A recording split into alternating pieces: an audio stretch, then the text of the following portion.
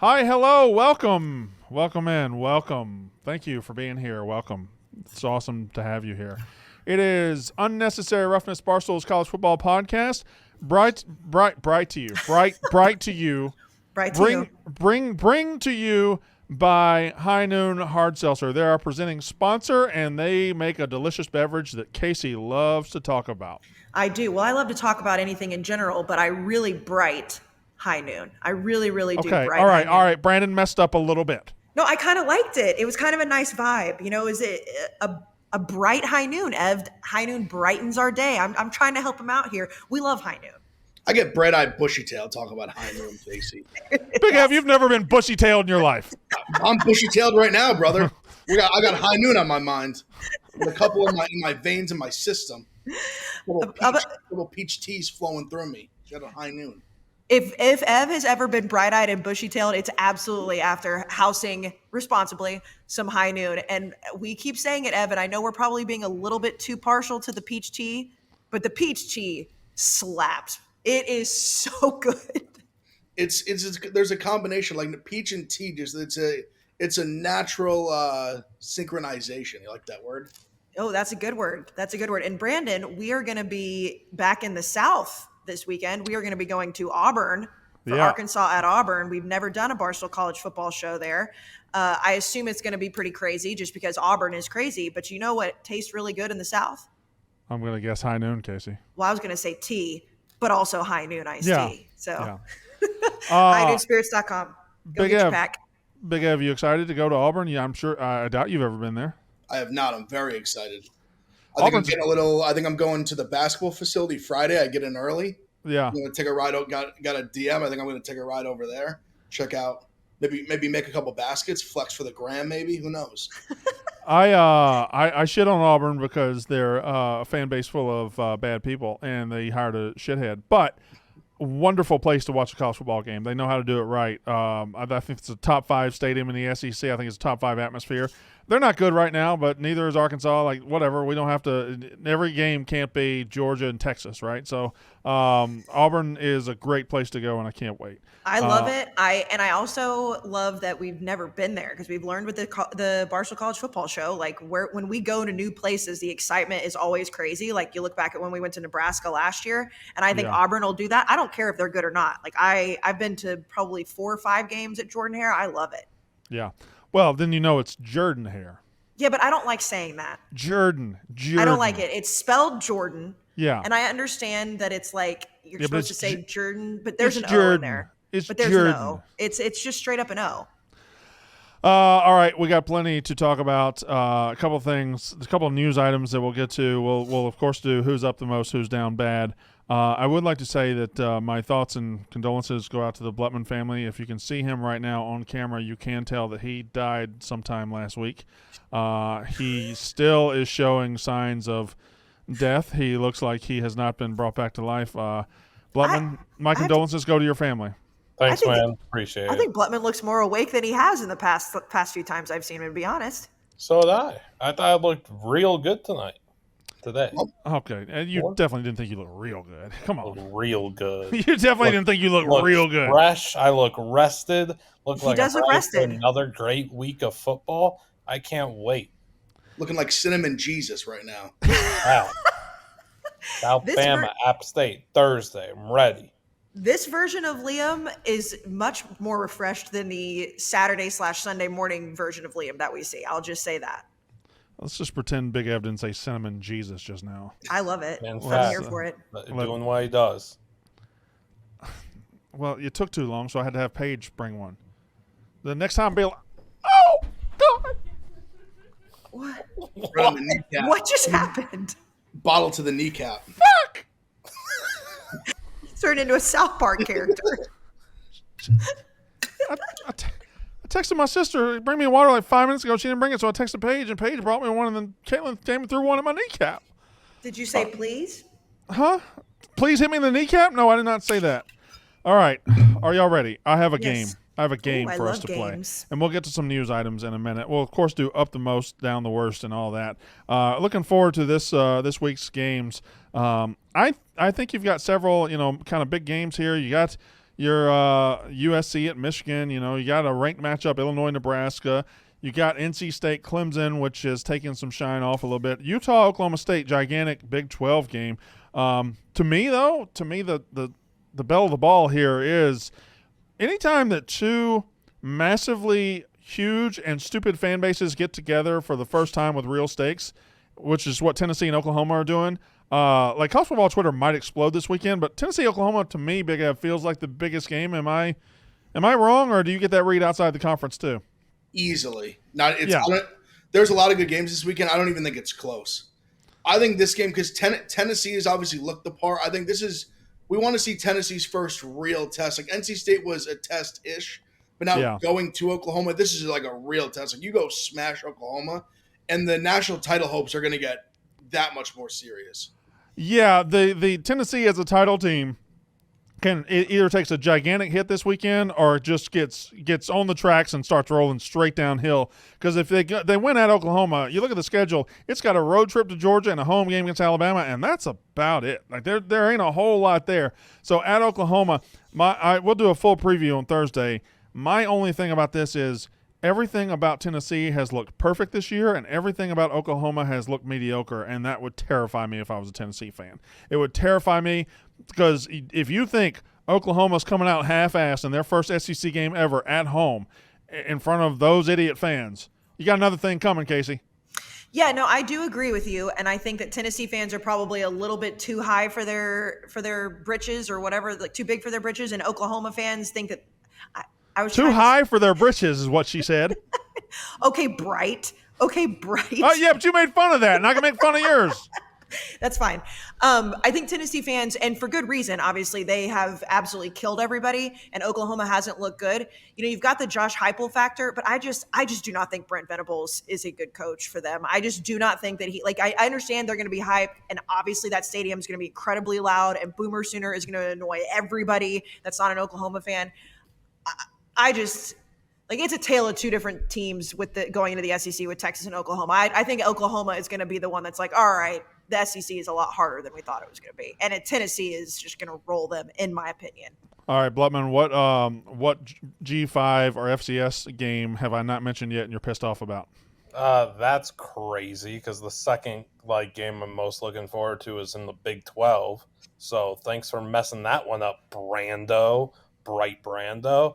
I guess it'd be South Bama, App State, though. Thursday night, primetime showcase. Gio Lopez, Fluff Bothwell. Again, the Shine can't wait for that. Did you call me Brando? Yeah, Bright Brando. Brando? Yeah. All right.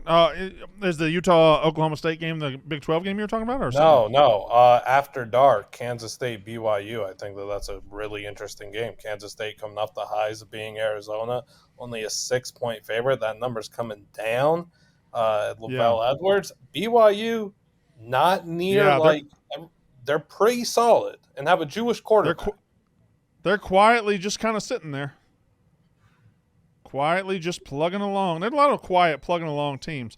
Anyway, we'll do the full preview when we talk about UCLA, LSU, and Tennessee, Oklahoma, and USC, Michigan, and all that. Huh? What'd you say? UCLA, LSU. I mean, they're two cross-country teams that rarely play. It's interesting at the very least, right? I guess. It's interesting to think if UCLA scores more than 14 points in the 3-game stretch of LSU, Oregon, Penn State. All right, I have a new game I'm going to say. I have 4 teams, and the game is called Toast or Not. Toast or not, huh? Toast or not. I'm going to say a team, and you tell me if this team is toast or if they're not toast. Are they toast when it comes to being a player at the end of this season, or are they not toast? Question team number 1. Big Ev, I will start with you. Is Michigan toast or not?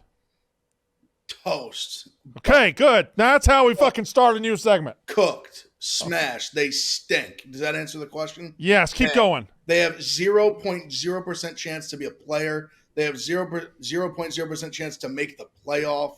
They might lose 6 games. They're going to lose this weekend for number 2. They're going to lose Ohio State. That's 3. They got a couple more on there too. I'm forgetting. Oregon lost. That's 4. They got at least 1 or 2. They play Nebraska. They got Nebraska. No, but I think they got Indiana. They're at Indiana. They're at Washington. Washington stinks. Indiana, tough game. Yeah. Indiana, tough game. So maybe they lose 4, maybe 5. Cooked. Kayce, is Michigan toast? I think that they are toast. I think that they're cooked. The only saving grace that they might have, and I don't think that it is one, but I guess you can hang your hat on it, is that Davis Warren is no longer starting, that Alex Orji is. The only problem with that is that if he was better than Davis Warren, he probably would have been starting at the beginning of the season anyways. So I guess that could give them a little bit of a spark, but no, I'm gonna say they're toast. And toast is in being not making the playoff. But maybe they're less toast than they would have been if they were starting Davis Warren again against USC. They're going to lose to USC, though. So, hey, Blutman, is Michigan toast? Did you put the bread in the toaster? I have the bread out of the package so far, and what I did was I just took the package and I spun it around, So but the bread's not in the. I'm actually going to say something right here, and I hope I regret it. I think they're live against USC. I really do. I really think they might be live. I think that defense has at least one good, solid, hard punch in them. And USC beat LSU, but they didn't they played a game, a nip and tuck back and forth game with LSU. I don't think LSU's that good. I think this is Michigan's. They're not going to be on the same field as Ohio State or Oregon. They're going to get drilled in both those games. I think this is their last best shot at really being respectable this year, and I think they're live against USC. Is that might be crazy, and hopefully by Thursday I realize that's stupid. Yeah. Blutman, are they toast? Yeah, I thought you put the bread in the toaster and you've left it in there for like 7-8 minutes. It's done. You think it's burnt? Yeah, very burnt. Okay, all right. Okay, fair enough. I'm actually surprised that you think that, Brandon, and I can't tell if this is reverse psychology or not. It's not reverse psychology because I do think it's early in the season still, right? It's early in the season. We crown certain teams too early. We give up on certain teams too early. And I just wonder if USC has been crowned a little prematurely. LSU, we saw them against South Carolina, who's I don't know how good they are. There's a lot of I don't know how good they are is going on. And I think USC has been given kind of a crown that they haven't really earned yet. It's their first Big Ten road trip. I hope USC wins by 30. I really do. Big F, you know that I do. Brandon, I know you do. And as the gambler in me had the same thought that you had. Yeah. So I'm like, is this is Michigan being undervalued? Now I went through all these thoughts in my head. The defense, can they show up, make it an ugly game, make it a rock fight? They have Orji starting now. Is that going to maybe light a fire into this team? I don't know. I think it's pretty embarrassing and pretty telling that this man was beat out by Davis Warren in summer ball. He's that bad. He cannot throw the football. Davis Warren can't throw it either. He tries to throw it at least. Yeah. He throws the other team very well. But I think USC, I think their defense has improved enough that I just don't think Michigan's going to be able to score the same. The offensive line is also the thing. I think it's not being talked about enough. The offensive line is downgraded significantly. Yeah. They were dominant last year. They're just like a good, not great group this year. I don't even know if they're good. That's fair. They really haven't shown anything. I'm almost giving them the benefit of the doubt. Yeah, saying they're good. Also, and no offense to this man, because I think that he's probably taking a lot of the heat. He's probably taking all the heat. Sharon Moore is just not ready to coach a football team like Michigan. He's just not. Well, he's not Jim Harbaugh, and that's not his fault, but it's also it's a truth. All right, Big F. No, Kayce starts. Okay. Kayce, is Notre Dame toast? Should they be toast? Yes. If you lose to Northern Illinois, I don't care if you go 11-1 because there's going to be other teams that are 11-1 that might get left out because their name is not Notre Dame. But no, they are not toast because their name is Notre Dame. I don't think they're going to go 11-1. I think they're going to maybe lose 2. They're definitely going to lose 1 more game, maybe lose 2. However, because of their brand name, they are not toast, but they should be. Big Ev, is Notre Dame toast? Yes, they are toast. Because they're going to lose to USC, and that's why they're toast. And I've said it. I think Northern Illinois, a loss to them as 4 touchdown favorites at home should be enough to eliminate you. I understand the brand and everything they have around them. That will not eliminate them if they go and run the table the rest of the way and they look good doing it.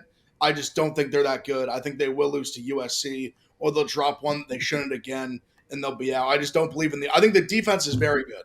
Offense stinks. I don't care if they put 66 on Purdue. Purdue's awful. They're probably the worst team in the Big Ten.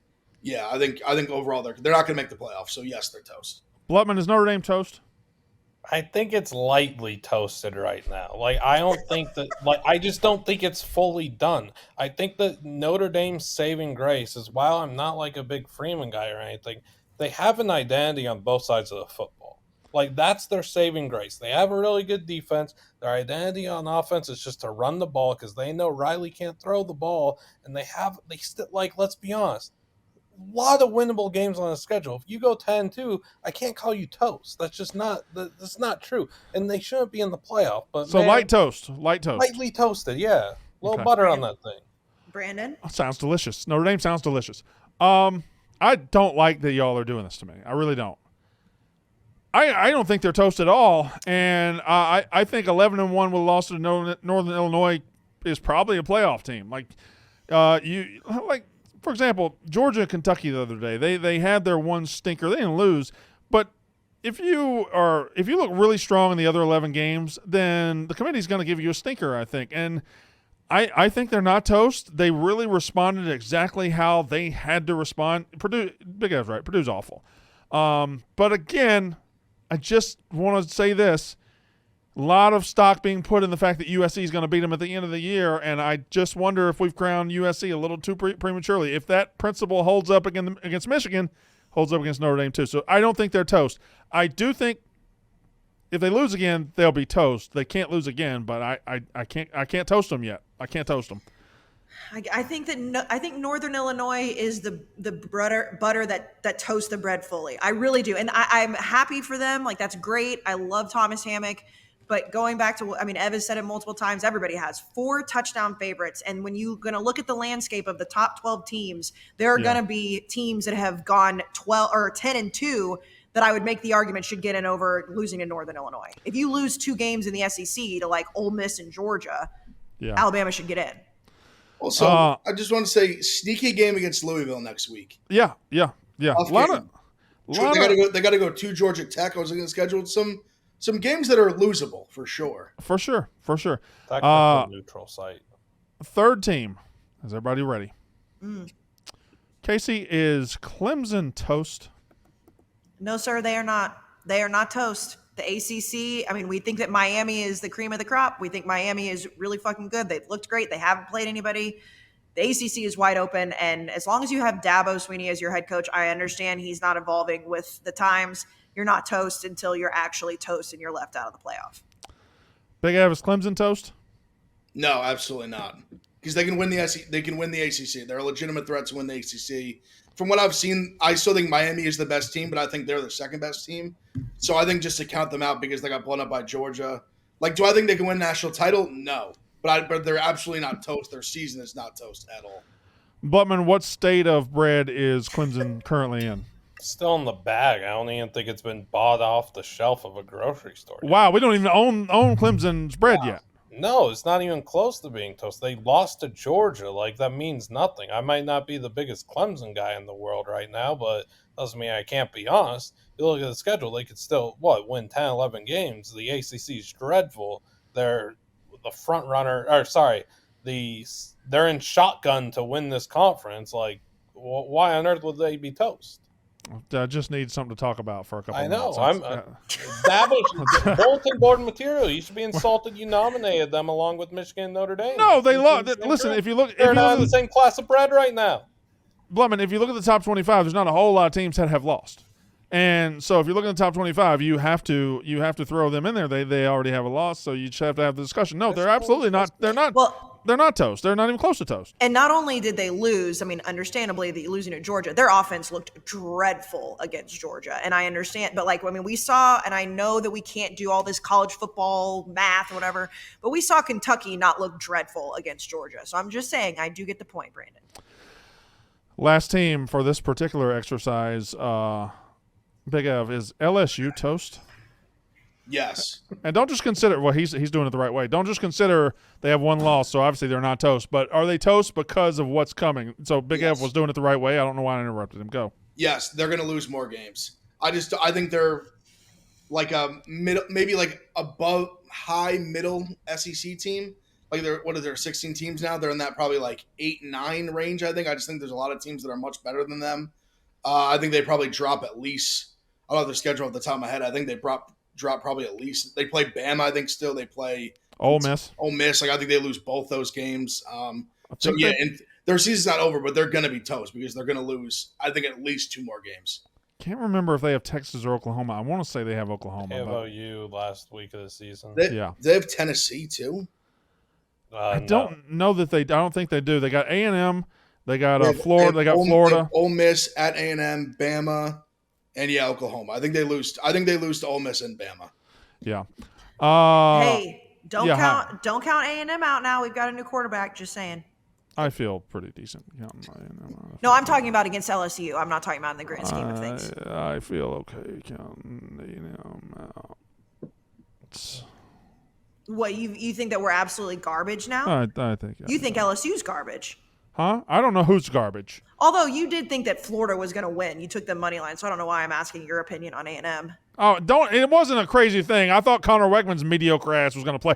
It ain't my fault that they had a better quarterback just sitting there in the room and didn't play him the first whatever. Okay. Your crazy thing. Sorry, I don't think you back in Florida State on Saturday was crazy.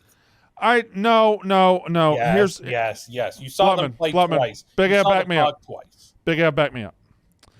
Blutman, you think of every single team and game in the sense of what they are as a college football team. What I saw on Saturday, that's not true at all. And I saw incorrectly, I saw a gambling spot, which was a team coming off a bye week, a team who had shown no promise at all this year, a team against a group of 5 team who could be the best group of 5 team. Why are they 6.5-point favorites at home? I saw all this, and I'm thinking, nothing makes sense. Florida State, you have to bet Florida State here. I was wrong, but I didn't just say, oh, Florida State's a better football team than Memphis. I confused myself. Am I explaining it well? I understand what you did. That's the gambling psyche, and I've been there. I was on Memphis, but I've been in that same situation with other teams 1,000 times. There's been a million times where I bet a team like that. We're like, you know what? Like their stock can't be lower, their value can't be lower. This is the time. Florida State is just that bad. They're just it's ludicrous that you don't think I think like that too. That's no, crazy. you don't think I think that you think that I think like that. You don't. I'm doing the same thing I was doing. I think you're wrong. On Saturday, circling games. You think I think that you don't think I think? No, I know. Fuck. I know that you think that I can answer. do all that. But that was a good answer. And you know what? While we're talking about this, we're all talking about gambling numbers. Our friends at DraftKings, that's where you should go. You should go responsibly. Place these wagers on DraftKings. College football DraftKings does college football the best. Ev, you know this. And Ev, I know your week 1 slate was not great, but your week 2 and week 3 slates have been good, right? Yeah, college football, NFL has not been good, but college football is decent. I think I went pretty much even. I was like even like records wise, but I hit the ones I went bigger on. So we did good this week in college football.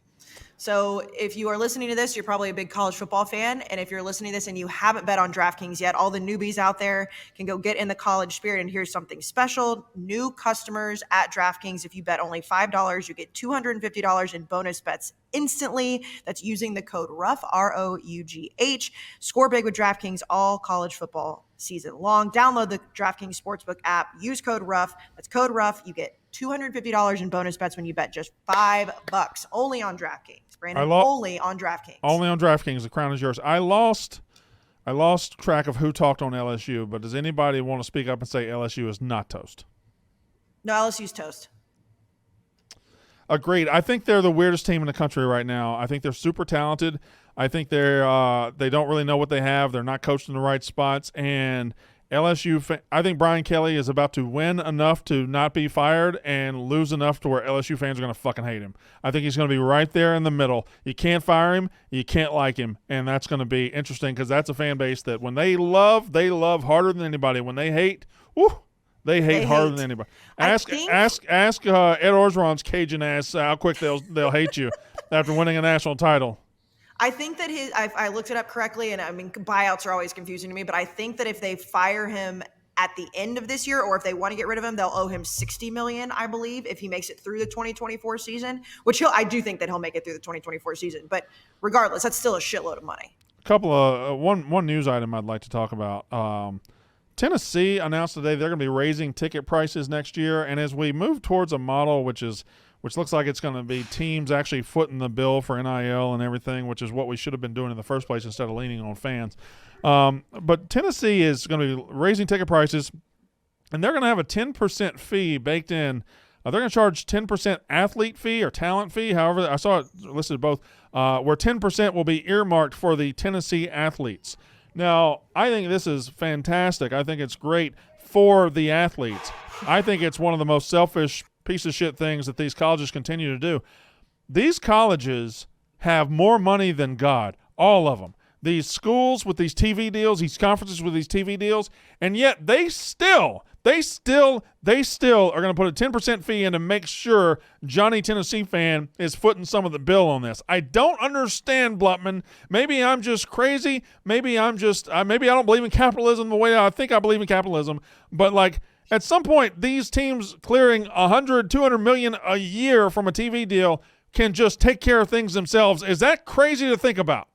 No, I think you're right. I completely agree with you. I just think that it's to a point where the product is in such demand and they know it's so easy that they could extract any amount of money from these fans and use it as an excuse so it doesn't have to come out of their pocket. I think it stinks, but is what it is. At least it's supposedly going to a good cause, unless we find out in like 15 years that money didn't go to the players.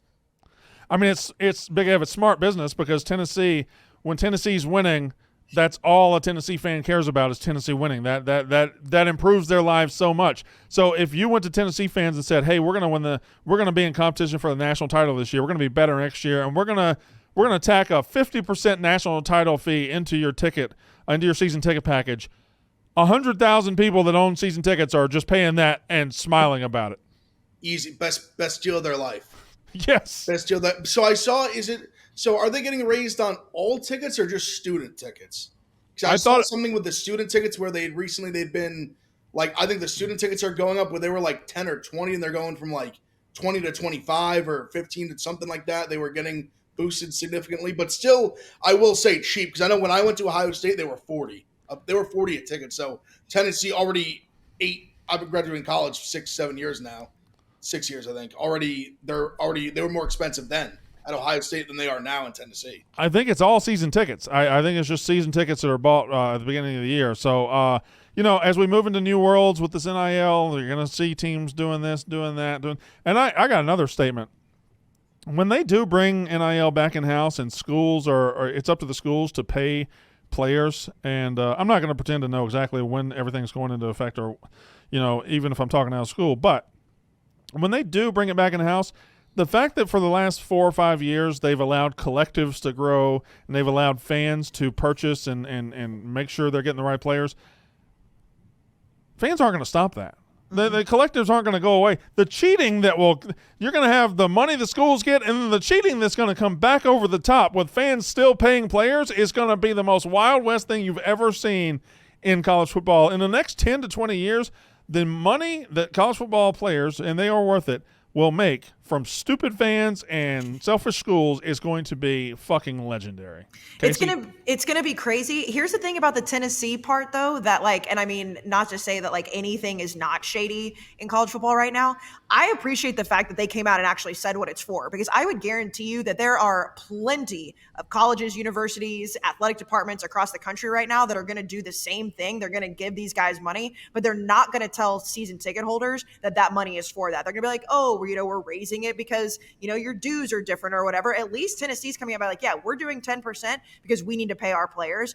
I think that's probably something as a Tennessee fan to be like, all right, hell yeah. At least if my money's going to go somewhere, it's going to get better players on campus. So I think that's just the way the world is going. And also, if you're buying season tickets, you're probably just a massive fan as it is. And if you're going to be paying for anything, paying for better players is probably high on your priority list. All right. And if I know my talent on my roster, if I know my team the way I think I know my team, all I'm going to do right now is we're going to go out on the floor and I'm going to pass the ball to Liam Blutman. And I'm going to say, Liam, In the last week, the Pac-12 has added Boise State, San Diego State, Fresno State, Colorado State. The ball is yours. I think that the Pac-12, being in such a dire spot, did a quite a fine job working on the fly and figuring this thing out. Gang, Boise State's massive. I think one thing, like in past years, the Pac-12 wouldn't go and had zero interest in Boise State and some of these other Mountain West schools because of academic issues and stuff. And they're kind of pushing that past and just saying yeah, we're on our deathbed. We have to become alive now or whatever. We'll make exceptions. Gang, Boise State's massive, but they still have so much more else to do. People are clamoring for UNLV. UNLV can't go in unless they take Nevada. Is Nevada a desirable piece? I don't think so. They're gonna have to. I think you gotta go and get Idaho. I think you make a push for. I would like to see. All right, Blutman, it's a 6 now. Get me to 10. Give me to 10. The next 4. The next 4, I think you got Idaho, and you have a little Washington State-Idaho rivalry. Idaho? Spark. Well, yeah, the number 3 team in the FCS that is 2-0 against the Mountain West in the last 2 seasons. They absolutely beat down Nevada. They handled Wyoming fair. Why not Idaho? Nevada, you said, is Nevada going to be an attractive piece? They're going to be more attractive than Idaho, don't you think? Idaho's not very actually attractive. Disagree with that. If we're talking strictly football, Idaho's a more desirable piece right now. That's an FCS team. Again, they beat Nevada 31-6 in their place last season. You're thinking in your own brain. You're comparing teams, not programs. I don't think you guys realize how bad of a spot Nevada football is in. Jay Norvell had Nevada at a very good spot in the Mountain West for a few years and left Nevada for a worse job at Colorado State. And then Colorado State was in a worse spot than Nevada at the time. But the last 30 years, Nevada's been a fine program out there. They haven't been what they are. Yeah, they're down now. I give it to you, but you picked Nevada over Idaho. I think you are strongly overrating what Nevada is in its current state and underestimating what Idaho is in its current state. I think from a standpoint of the general college football fan though, I'm going to be honest, I love college football more than anything. It's my career. I've learned more about the Idaho football team reading about the Idaho murders than actually watching college football. Idaho is not a big brand in college football. Not even that far removed from being an FBS program. They just had no conference fit at the time. Yeah, did not have the Idaho murders on my bingo card today, Kayce. Thank you very much. All right, let's say we argued about Idaho. I'm gonna give you Idaho. Give me 3 more to get to 10. All right, I would go and I would try and poach Tulane and Memphis because geography just doesn't exist anymore. Yeah, and then I would go and see if we could get something in Texas. I want maybe UTSA to try and I'd want to dip into Texas if I'm the Pac-12. Well, let me throw this idea at you.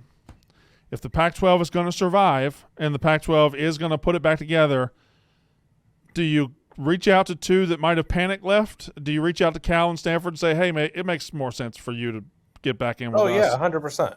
Right? So, do you think a Cal and Stanford would ever reverse course and say, we thought that was better, it makes more sense to stay on the West Coast? Yeah, I do. I think that both those schools would happily go back. I should have brought them up. Apologies for not. Both those schools, the only reason they were the last 2 schools to leave the Pac-12, and they only did because the whole thing died and they had nowhere else to go.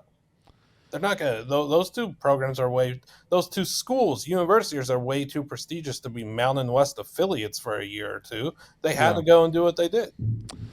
Now, Big Ev, I'm taking the ball back from Blutman. He just scored, so I'm going to throw it to you. And I know the death of the Mountain West is not something you're looking forward to. It would hurt. It's something I've thought long and hard about the last week. It would hurt because I knew this would happen. You're gonna take their most prominent programs. You're gonna take your Fresno, your Boise. That's something I was worried about. It's kind of just it's the dog eat dog world that is now college football conference realignment. That one now the Pac-12 is trying to build up their dog and they're gonna ruin another. They're gonna have to kill another dog to build theirs up. It's unfortunate. It's just it's the sad truth. It's the reality. It's Thanks. I'll be heartbroken not be able to watch late night Mountain West on CBS SN. basketball, football. It'll be tragic, but the Pac-12 will carry the Mountain West spirit. I'm gonna try to spin it positively for me, and I don't know. It'll just suck to see that conference get split up because what happens to the bottom half? What happens to, or not even the bottom half, the bottom like big chunk of it, where UNLV, Nevada, Wyoming, where Hawaii, like all the Air Force that I was saying is going to leave, all these fun schools, like what are they going to do? All right. I'm going to be honest. I don't think the Pac-12 should be able to do this. Again, I understand. Like it got done to them. It got done to them. Fair because they just got devoured. It got done to them. It was their fault. No. They can go out and get. I'm saying they shouldn't be able to rebuild. It was, first of all, it's their fault that most of those teams left because they had just an absolute incompetent conference office, and like they didn't just lose. Like it's not like the Big 12 losing just Texas and Oklahoma, which is a massive deal, but they still they lost everybody because nobody wanted to be in the Pac-12. And to me, it's like, okay, well, you guys were so bad at keeping a conference together. You couldn't get TV rights together. You couldn't get deals done. So now they're going to go take away the smaller conferences. I thought we had all moved past the fact that the Pac-12 was going to be a conference again. Like I thought that it was just like, all right, well, RIP, that was fun, but like USC's gone. Washington's gone. Oregon's gone. Like everybody wanted to get the fuck out, and now they're trying to rebuild. I don't know. I don't like it. In the ocean, fact of life is the big fish eat the little fish. And even though the Mountain West is still standing, the Pac-12 is a shell of what they were, the two teams that currently comprise the Pac-12 are still a bigger fish than the Mountain West teams. They're just going to eat that, and now they're so. But the Pac-12 is like it wasn't just like, oh, the SEC has more money or the Big Ten has more money. Those are facts. Like they cannibalized themselves. Well, yes and no. I mean, I don't think USC and UCLA, the first ones to leave, left because the Pac-12 was cannibalizing itself. It hadn't happened yet. They left for money. And then when they left for money, now Oregon and Washington is like, now wait a goddamn minute. If they're getting money, I want money. Now they leave, and Cal, Stanford, Arizona State were like, oh, my God, our house is burning. Let's run out and find another house. That's what I don't. But it hasn't happened in other conferences. Like we've seen other conferences lose a couple teams here and there. I mean, we've seen the Big 12 do it over the years. I mean, Colorado's back in the Big 12 now. You look at, when these teams leave, it's not like the entire conference just crumbles. And that's what happened with the Pac-12. But the thing here was that there were USC wanted to go. UCLA only left because USC was going. And then the Big Ten gets another big fish in Oregon. And Washington and Oregon want to stay together for the rivalry. So there's 4 teams there, and 2 of them are there not really by choice, but because Big Brother went and they want to stick with them and keep the rivalry. It's the same thing that happened with Arizona and Arizona State. One goes, both are going. Like, it's not... Oklahoma State didn't leave. And Oklahoma left. Like they can separate. I'm saying like why it happened. Like not. Oh, definitely. Like these programs actually care and cherish the rivalries that they have for the most part. I'm not going to speak to Washington State, and then Oregon State. Had the Washington Oregon rivalry, whatever. Oklahoma and Oklahoma State not caring that much about Bedlam. That's a slap in the face to college football fans. That game should be played every single year. Oklahoma got their chance to go hit it big in the SEC, whatever. At least play the game. At least all these Pac-12 teams wanted to stick to that. All right. Kayce, do some business, and then we're going to get to one more segment. 2 more segments. Well, if the Pac-12 does come back, that weather out there on the West Coast is always nice, Eb, and I bet those guys out there, they're wearing chubbies. They're wearing chubbies. Chubbies, huh? Chubbies.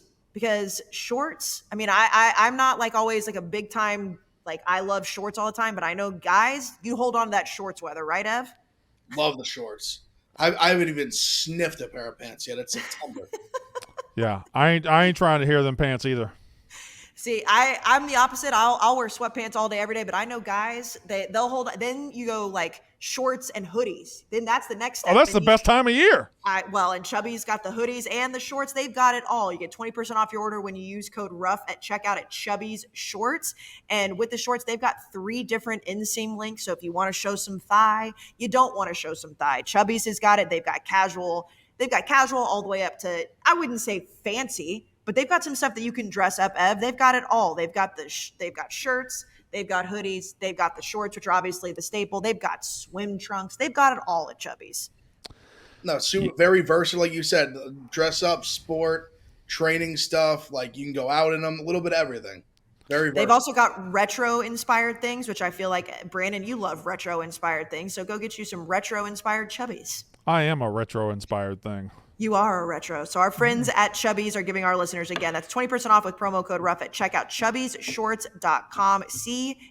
CHUBBIES Shorts.com. 20% off your order. Promo code RUFF. Show our show support. Tell them we sent you. And no matter where you're watching the game, Chubby has the gear to keep you comfortable and looking your best. All right, Big F. Big landscape out there. A lot of football teams. And it wasn't that particularly strong of a week. But if you had to look around this country and say who is up the most, who's up the highest? Highest is better. Who's up the highest? Big Av, who's up the most? Highest? I know they didn't play a big-time game this week. I think it's Texas. And the reason why I'm saying this is one, because of how dominant they've been, and two, because I think we saw Arch get to play some extended time this week, and he looked so good. I know it was against a weaker team, but I think he looks so good. They look like they're in a spot where it doesn't matter who plays quarterback for them, either one of them. I think they're a national title contender, so I think that's why they're the most up. Yeah, I was thinking about Texas myself. I mean, they're also the new number one team in the country. So, I mean, there's that. They haven't been there in a while. Blutman, who's up the highest most? Going back to the Pac-12 adjacent world, Cal on Twitter. I don't know if you guys have seen what they're doing, but they are terrorizing Florida State fans. They terrorized Auburn fans. Cal Twitter has been a sleeping giant for a few years now with their meme usage and everything, and the power of AI has helped them just go over the edge, getting into the ACC, playing these bigger games. They're thriving. It's a dominant effort from them. They're up the most. It's not close. They're getting recognized for their hard work. Kayce, who's up the most highest? I mean, it's Texas. Ev said it. I mean, and then you add on that, like the word that comes to mind when you think about the fact they have Quinn Ewers and Arch Manning, it's the luxury of knowing that you have two high caliber quarterbacks in a year that you are, it's not just like, oh, Texas is back. Like, what are they going to do? I mean, being the number one team in the country and however many years it's been, and knowing that you have that capability, and also knowing that like Quinn Ewers, it's not like they're like sitting there waiting for Quinn Ewers to like stink a little bit so they can get Arch in. Like Quinn Ewers is really fucking good too. So they're feeling themselves as they should. And then obviously watching, we said this on Saturday night, but watching Georgia struggle, even though they won, struggle against a much lesser team, Texas fans are absolutely the highest because they look like the most dominant team in college football right now. Fair enough, but they're not the highest. The highest is the team I'm about to say right now. Because Texas went to the playoff last year. Texas has been on a steady arrow up for a couple of years now, and they're number one team in the country now as far as the AP goes, and they're up. I mean, they're way up. I agreed. Let me take you to the middle of the country. Let me take you to a fan base who has been in the desert for about a decade of their own doing, by the way.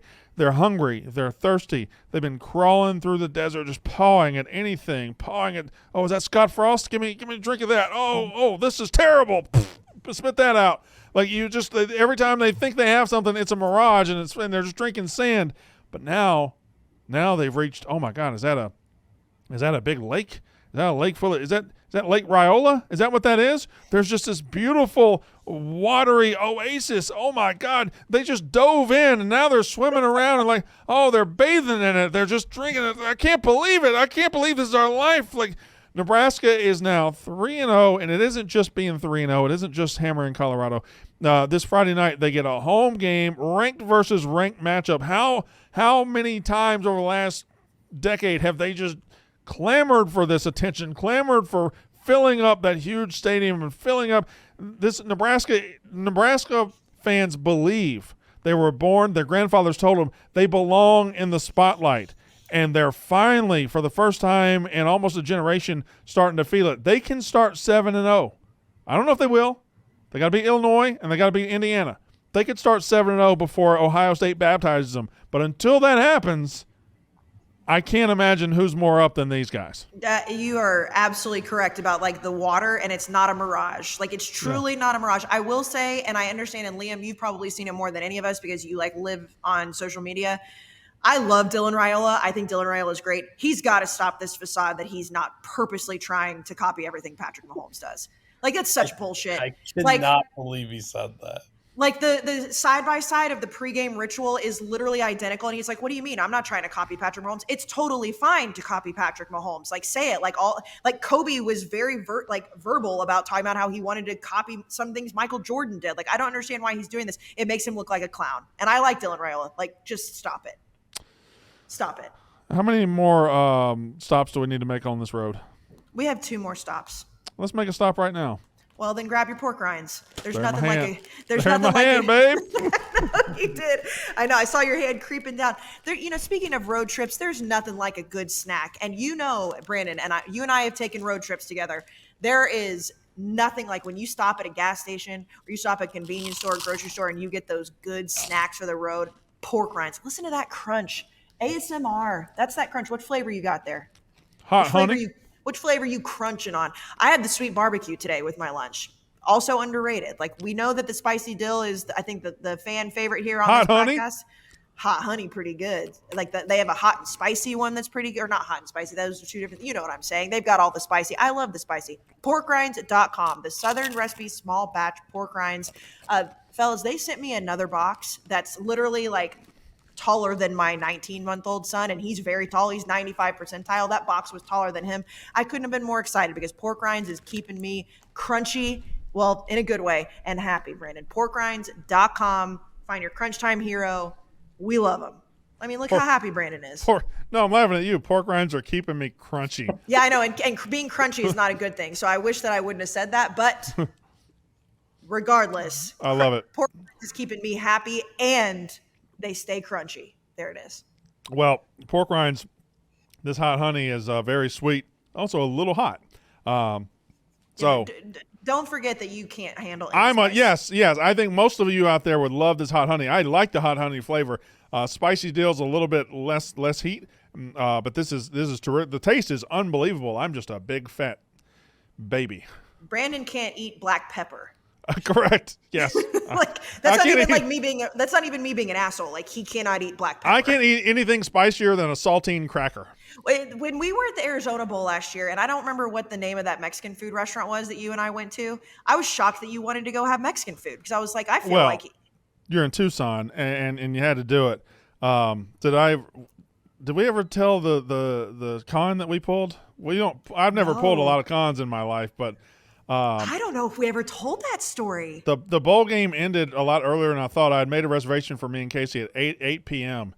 and the bowl game ended at 4, and we're all hungry, we're tired, and we don't want to wait. So me and Kayce come up with this plan that we're gonna get up to the reservation because it was slam packed. It's one of those like destination places you have to go to. And we make this plan that we're gonna get up there and we're gonna say, yeah, we had a reservation for 7:00, and they're gonna look and say, oh, it was actually for 8. And then I was gonna get mad and get on to Kayce for messing up the reservation. And I was going to be like, I can't believe you did this. I cannot believe that we're standing up here and that's the plan we came up with, and we executed it. They were like, it worked. They were like, yeah, this reservation's for 8:00. And I just went, did you not check? Did you not check when you called that it was the right time? And Kayce, with the best acting ever, is like, I don't know. I was in the East Coast when I got the time zones confused, and I just didn't know. And the girl at the God, we're asshole. The girl at the thing said, hold on. I think we got something. It was honestly, Ev, like the way he's even describing it is not even as sad as it was. Like, first of all, we called to see if we could get in earlier, and they're like, so sorry, we're booked out. There was a line like out the door. There's a cantina next door that they're like, you can go wait at the cantina. That was full. Brandon played that role so perfectly, and like this woman looked at me like, oh my God, if I don't get them a table, I don't know what's gonna happen to her, which is horrible to say, but we're such bad people. God, we're such bad people. Get it how you live. We got in. We got in. And you know what? It was great. It was one of those, like, we really had to roll the dice on the fact that, like, they wouldn't know anything about, like, we weren't wearing anything Barstool because we were, like, going out to dinner. No. But I was, like, praying to God that they didn't know, because then I was like, oh, my God, this is going to be a story that Brandon Walker abuses his co-host. No. I never got to that point. Well, no, but, I mean, we played it up as if it was a massive mistake on my part. El Charo. Bad El Charo. great food, by the way. Holy Fantastic, shit. yeah. Oh my God. Brandon and I ate like kings and queens that night because we conned our way into a reservation. I'm sorry to the good people of Tucson, Arizona.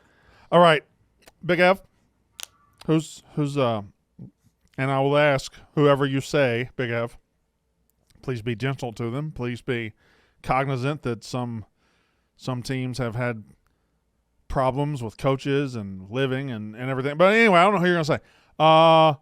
Big Ev, who's down the most? Brandon, I wasn't going to go there. You guys have had a lot happen. You're just perpetually down bad. There's no when the stock doesn't drop, the stock's just been in the basement. Mm-hmm. But the team I'm going to go with, I'm not going to go chalk. I think it's West Virginia. And not only because they coughed that game up, it's needless to be said, you're up 10 with 3 minutes left. You lose a football game, you're down bad. But this is a team even Brandon, obviously, and a lot of other people had very high hopes for them, thought they could win 10 games this year, maybe even be a dark horse challenge in the Big 12. Thought maybe they could give Penn State a run for their money week 1 in Morgantown. They find themselves 1-2. Kansas coming to town this week. Their next 3 games after that are Oklahoma State in Stillwater, Iowa State, and Kansas State.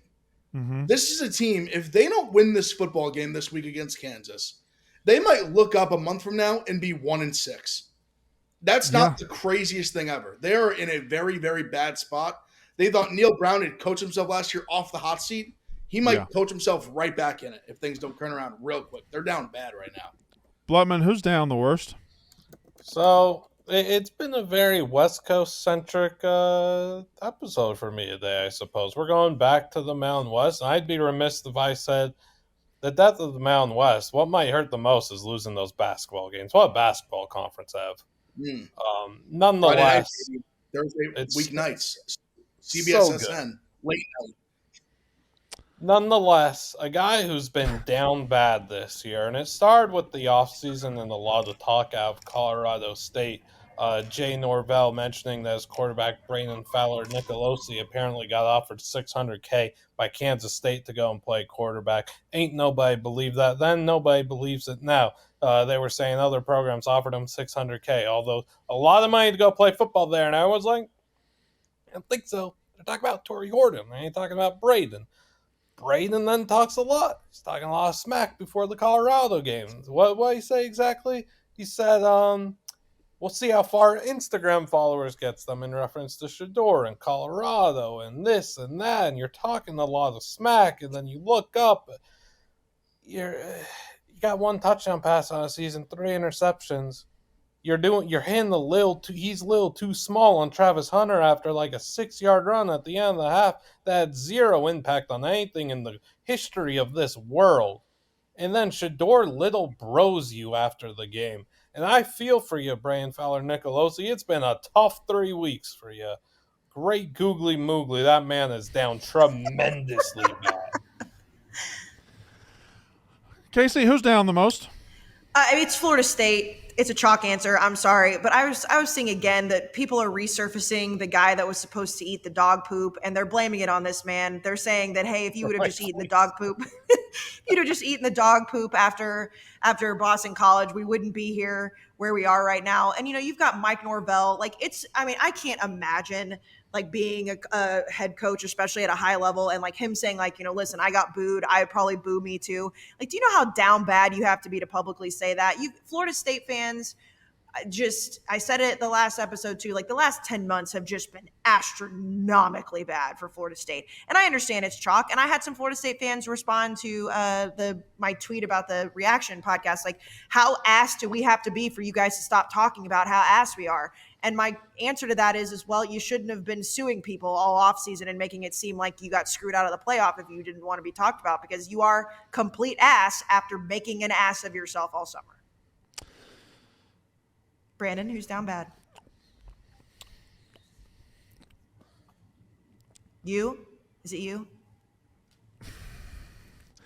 First of all, I have a fervent belief that as an unbiased college football observer and fan and pundit and the number 1 college football media personality in the country, people don't want to hear me talk about my team, Mississippi State. So I'm going to honor that. There's no reason to talk about Mississippi State. There's a lot of other teams out there. Did our coach die? Yes. Did we hire the wrong guy after that? Yes. Did we lose to a MAC team? Yes. Did we get blown out by the MAC team? Yes. Are we going to beat Florida this weekend? Yes. So all those questions can be answered. So I'm not going to say Mississippi State, even though you can probably get through my tone and realize that we're down really fucking bad. Can we talk about Kansas? Can we talk about a team that was down tremendous for a decade, hired the right guy, and climbed out of the cellar and was climbing out, and coming into this season was certainly in the mix of 6 or 7 teams that you had to watch for in the Big 12. They were right at the tail end of that top 25 to start the season, and they've got the quarterback back. Everything seems exciting, and 3 weeks in, the season's pretty much over. They're 1-2. They lost to UNLV. Like this, this is no matter what you think Kansas football is, has been, or will be. They came into the season thinking they're going to beat UNLV, no problem. They came into the season thinking they're going to beat Illinois, no problem. And they haven't. They're 1-2 now. They got West Virginia. You said what happens if West Virginia loses to Kansas? What happens if Kansas loses to West Virginia? Like, Kansas is all of a sudden looking up at are they going to win 3 games, 4 games, 5 games? Are they not going to a bowl? Like, Kansas is right back to where they were a few years ago, and it seemed like they had climbed out of the cellar, and now the cellar just reached up and grabbed them and was like, no, get your ass back here. That's why I think Kansas, they're not down as bad as we are because we lost 41-17 to a MAC team, but they are also down bad. They genuinely could be a 3-4 win team. Yeah, and Illinois beat them, and UNLV, there was nothing fluky about UNLV beating Kansas. Like they just went out and beat them. Their coaching was way better in that game. They adjusted way better in the second half. They completely took away their run game in the second half, and that's the blueprint to being Kansas is make Jalen Daniels throw. It's as simple as that. He cannot throw the football. The injuries have taken a toll on him. He can't run the ball as much as he used to. He's such a talented runner, but that team got talked about way too much in the offseason as like, yeah, they'll still be good. They'll still be like the Kansas we've come to see in the last year or two, whatever. Coddle Nicky, that loss, massive, and nobody talked about it. Did you see the score in our Mosley dynasty? Yeah, you're gonna owe me money when I beat you too. You're gonna beat me. Why would I? Because you said you said you wouldn't. I never said that. If I get up 28 on you, never said that. Yes. I never said that one time. Yes. 28. Yeah, I'll still 28. If you get up 28-0, or if you get up 28 points, I don't know about any time. He was one of the top players in Madden. If you get up 28-0, I'll give you $100. Yeah. That's okay. the deal you made a few months ago, which I feel. Big Av, I told we're doing our Mosley dynasty.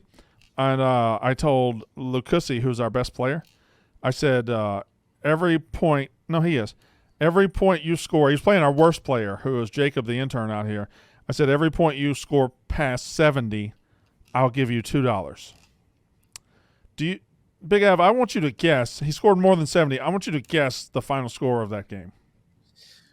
We're saying $2 every point over 70? Correct. 5-minute quarters, yes. So he has to get to 70, and then every point he scores is worth $2 from that moment on. I'm going to guess the final was 96 to 21. Fair enough. Good. Kayce, have you looked up the score? I have not. What do you think the score was when I said $2 for every point you score over 70? I don't know how high you can score on NCAA, but I'm going to go I think he was probably 120 to something. Can you score that many points? Not only can you score that many points, again, the parameters here, every point past 70, I'm giving you $2. Lookahead won 179 to nothing. 179? 170 was going to be high. He ran your pockets for $220. 179, and if you consider again 5-minute quarters, that's 20 minutes of game time. Ow. So he's averaging 20 minutes of game time. He's averaging. I'm sorry, almost hold on. Like 8 points a minute. I was going to say, how is he scoring so fast? How are they able to score that many touchdowns in a 5-minute quarter? So Jacob threw 24 interceptions. Which I didn't. He had like 17 pick sixes. I didn't clue Jacob into, hey, don't you get down big. Don't throw the ball. Just don't throw it. Just run it. How in the world can you score that many points? And then I said, was that necessary? And he sent me this video. Tell them to bring me my money. $218. Hell yeah. Man. I'm so excited to beat him next week. Yeah, I hope you do beat him. I know. I felt the disrespect for an entire season. I tell you what, Blutman. Crazy. Blutman. No, you don't need to do this. I'm gonna do it. Blutman, No, I'm waiting for you. I'm waiting for every other league member. Blutman, let it happen. Blutman, every point in your margin of victory, if you win, $10. Blutman, I mean, what are we talking about here? Why are you saying no to that? Because it's not about the money. It's about the pride. It's about bringing glory for everyone else in this league. It also could be. It also could be about the money. I was going to say, you can have all of those things and then just have the money also. I just want to beat this guy who's been trash talking me, trash talking the rest of you for months. All right, get him. I just want to pummel him. You sound like Mark Emmert right now. All right, Kayce, one more piece of business? Yes, and it's somebody that we love dearly. We'll all be wearing on Saturday. Roback, our friends at Roback, they have been keeping us nice and like warm when we need to be, cool when we need to be, looking stylish always. And Brandon, I know that, usually we get some like new spicy options whenever we go on the road. I don't know what they're going to give you at Auburn, because obviously you're not going to wear Auburn colors. You're not going to wear Arkansas colors, but I'm sure they'll give you a nice neutral Roback when you get booed. You've seen me on the road. I'll wear anybody's colors if I think it's going to get a reaction. I'm not scared of anybody's colors. You're going to wear, wait a minute. If they give you Arkansas Roback, you'll wear it? Of course I will. I'll be the fattest Sam Pittmanest guy in the building. Yeah, sure. Why not? You wear Auburn? I would wear whatever. I'd wear, if they give me orange, I'll wear orange. I'll wear stuff. You'll wear anything as long as it's not Ole Miss, also, is my guess. Can I talk to Big Ev? Big Ev, I already said it, but hoodie and short weather is the best weather. Hoodie and short weather is Roback weather. It's elite. It's elite. I mean, just like the quarter zips are elite because they keep you warm when it does get a little bit cool, but they're not super, super heavy. And I swear, like, I know Roback's been with us forever, been with Barstool forever. I see the Roback stripes down the back of people's, like, right on, like, the neck of the shirts and quarter zips and hoodies everywhere now.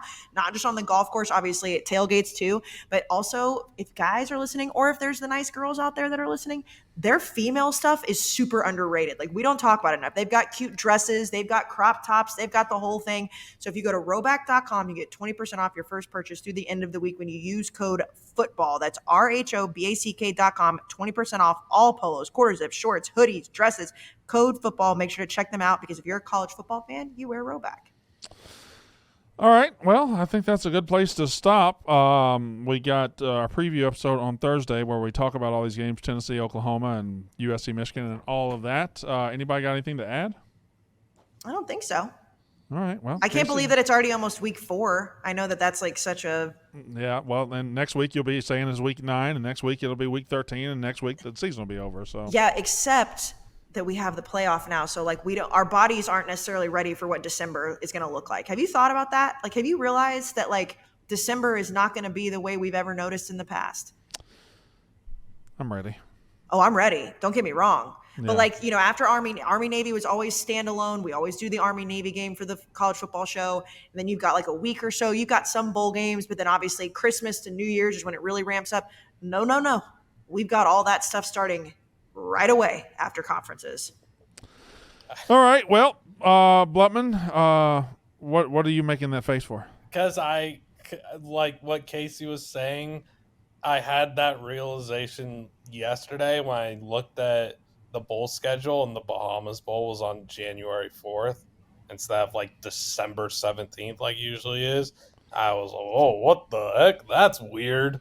I ain't getting used to that. All right, we're getting out of here. We'll be back Thursday to talk week 4. That's unnecessary roughness.